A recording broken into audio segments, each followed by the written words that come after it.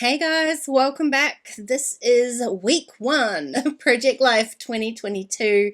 I'm not worrying about like a title page or anything for my Project Life album. I'm just diving straight into week one. And this week I am using another one of my kind of stash kits, my little smaller stash kits. This one is based off that 6x6 paper pad you can see there, Pink Fresh Studio Office Hours. I haven't used a whole lot of that particular pad, but I thought it worked kind of nicely with this week's photos. I'm going to base the color scheme, and that's why I chose this kit off that top right hand picture up there, all of my little traveler's notebooks for the year all laid out, ready to go. I loved the colors, the sort of rainbow of them, but it's a little bit different. It's kind of reds and greens and yellows, and so that's what I'm going for this week. It works really nicely because the other photos that I've got this week kind of just toned in or didn't tone in, and I specifically edited them so that they would. I've got a couple of really well, this one here it's not a great photo. It was a bit shaky in the car, so I've turned it into black and white. And the other black and white photo was of my husband Shane cutting down a tree. It was very green, and I don't do well with a lot of green, so I just whipped that one into black and white and liked it so much better, which means I've got this really kind of graphic quality to the color scheme of my photos this week, which I just love. It doesn't happen very often. I don't usually kind of purposefully edit my photos into a particular color scheme. This week I sort of did, and I loved the result. The other little photo collage that I've got down the bottom there, it doesn't particularly fall into that color scheme exactly, but it's pale enough that it sort of just works with it. Now, I've started already while I was yabbering on about photos. The first one, I took my 3x4 photo and ended up kind of trimming it down to fit the cards that I've picked out. It's got the green that I like, but it also says "We Are Here," and so it works kind of really nicely for like week one, and we were in the car traveling. It just worked. So I wanted to make sure I could see the green and could see the sentiment. So I just trimmed my photo down until it fit. Luckily, I could keep most of us in the actual frame. And then the second 3x4 that I worked on, I pulled out a journaling card that had a sort of circle frame in it. I've already printed my photos and I didn't want to reprint anything, and so I went and found a metal die that kind of fit inside that frame, and I've used the entire card to frame my square photo. So I do get that effect of the circle photo without having to kind of reprint any photos. Now, I've done the same thing this week with this particular stash kit that I've done before, which is that the stash kits don't have stamps in them. So I wait until I know like the week that I'm doing or the photos that I've got before I go out and pick some stamps. I've got more than enough stamps in my stash to be able to pick out a variety each week, rather than having those stamp sets kind of stuck away in my stash kits. So the first stamp that I used, these are all Kelly stamps or Citrus Twist stamps. They're all older, apart from the number set. You can see there the lunar numbers are reasonably new. They're new to me anyway, and are still available in the Citrus Twist shop. The first 3x4 card or photo that I stamped on, I actually stamped on a label. That's just a digital printable label. I keep a little jar of them on my desk for just such these situations.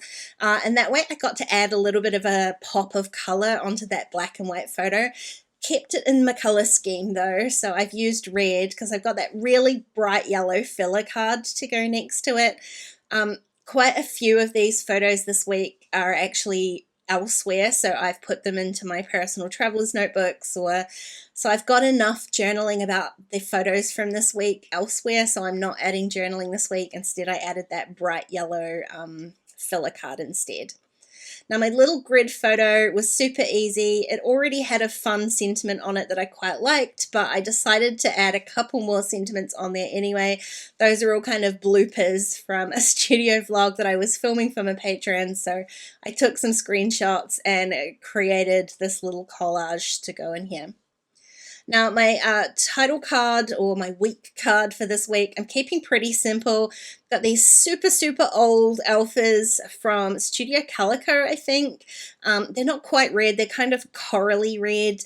It still works nicely with all the oranges and reds and those sorts of colors that I've got going on my spread. So I've added them onto just a blank. It's like a, I don't know what you call it, like a ledger kind of note card. That's a super old one again too, from scrapbook.com. And then I'm using these Lunar alphas, Lunar numbers. I always call them alphas. They're definitely numbers.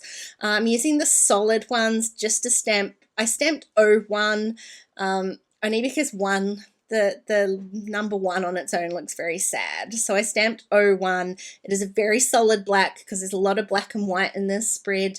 And then I did just move those alphas over so that they would kind of balance out that number a little bit. Now, really the only other thing that I'm going to add onto here is another printable label. I'm just kind of picking out some colors that go with the other colors that I've used this week. I want to try and balance out some of those colors that I've got, so I wasn't sure which one I was going to use, and in the end I decided to go with that little teal one. The yellow and the peach one that I had pulled out, they just didn't really have enough kind of color contrast on there, so I used the teal one instead, and I'm going to use the little peachy one down here. This 4x6 transparency was something, I've put a transparency in each of my little kits just as a kind of challenge to myself to actually use them. I've got a bunch of these 4x6 transparencies. They were kind of like all the rage with the Studio Calico kits a long time back, so I've got a bunch of them. I've kept them in my stash and haven't really used them, so each of the little kits that I created has a transparency in them, challenging myself to use them, and so I decided that this one was kind of a good photo to use that transparency on. It gives me kind of a cluster to create, but it's the kind of photo where it doesn't matter if it's in the background. I'm not really like covering up anyone's face or any important subject matter. You can still see the roses behind there. It was really just a memory of summer, and so I don't mind using that transparency over the top there. Now, the last thing that I added to my title card was some of these little cork stars. The stars work nicely because I've added that star transparency for no other reason, really. Again, it's about using up my stash. So when I put that star transparency into the kit, I decided stars was going to be a good kind of theme for the embellishments. So I'm going to use them this week as well. So to keep everything on this little cluster a little bit more offset rather than centered onto the star, the photo is quite left heavy, so I'm adding my cluster onto the right. I used a little gold foiled word from Citrus Twist, and then I'm just going to add in the word summer using the green. Yes, the green alphas. Again, another little challenge to myself. I'm going to add the word summer in here. It was a bit longer than I thought it was going to be, so I did have to move things around. But that's my little cluster. I will end up adding some of those cork stars to it eventually as well. But for now, I'm leaving that as is.